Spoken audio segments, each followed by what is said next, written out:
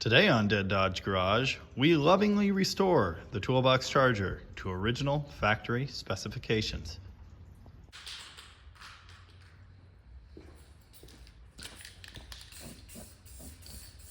See, this Krylon Rust Tough Semi-Flat Black, same exact paint code they used from the factory.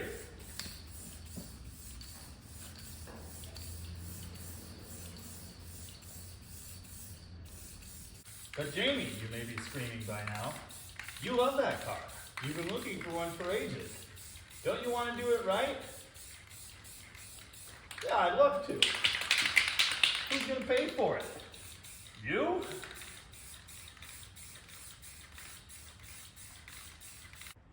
Feel free to subscribe, by the way. Maybe you'll pay for the next one.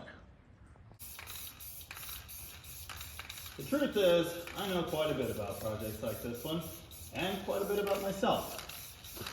Now lean in close, be careful, real listeningly, and I'll tell you all about it.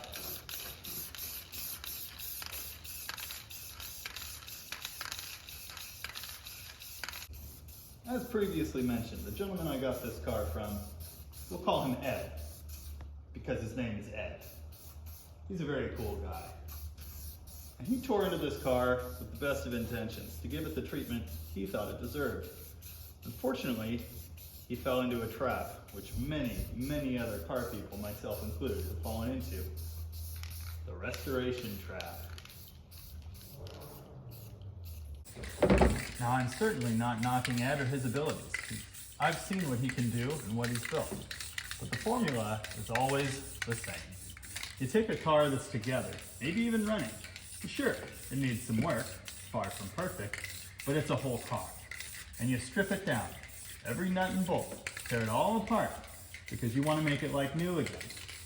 The problem is, you run out of space, you run out of time, you run out of money, you run out of all three. And before you know it, someone like me is buying your car because you couldn't get it done. This is where knowing yourself comes into the equation. I've been down this road. I've seen it so many times. I lost a car this year because I fell into that trap. I tried to make it perfect at the behest of others. I would have been just as happy doing this.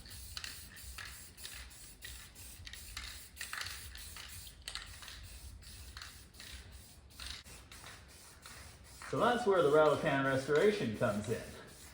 I strongly align myself with the beliefs of people like Uncle Tony. Leave it alone. And David Freiberg.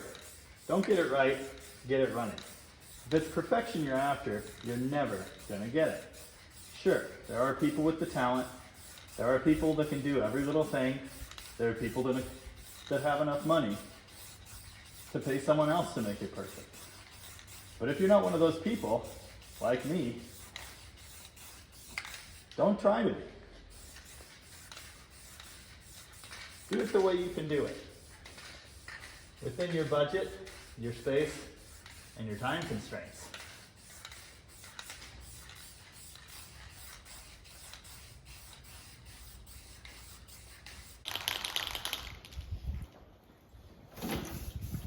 Now, for me, there's also a certain nostalgic aspect to this.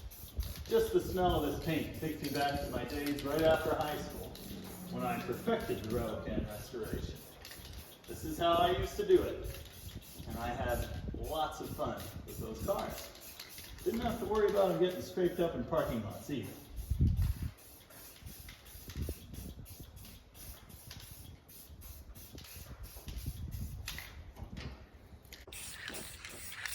All right, Jamie, we get it. You might be saying exasperatedly to yourself at this point, you like to do things the wrong way. Isn't it a little cold for spray paint today? Yeah, it is. Lucky for you, I'm almost out.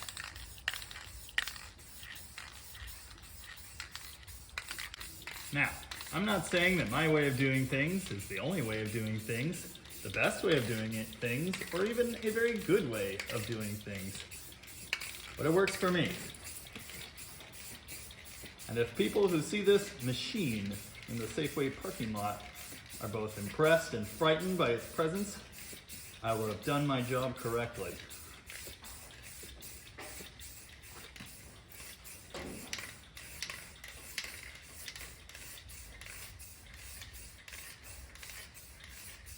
Some final thoughts. If this car, or any car like it, had anything approaching a decent paint job on it, original or otherwise, I would never do this. I don't care how banged up it is. If it's got decent paint or savable paint, I would leave it alone. Also, if you're gonna try this at home, don't be an idiot like me. Wear a mask. Even the one you got hanging around your neck through this entire video would be better than nothing.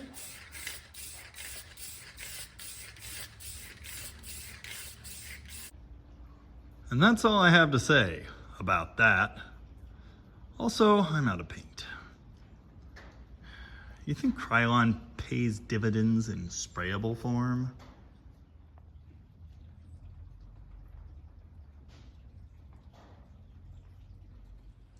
Maybe I can roll it outside for the next coat. Sometime this summer.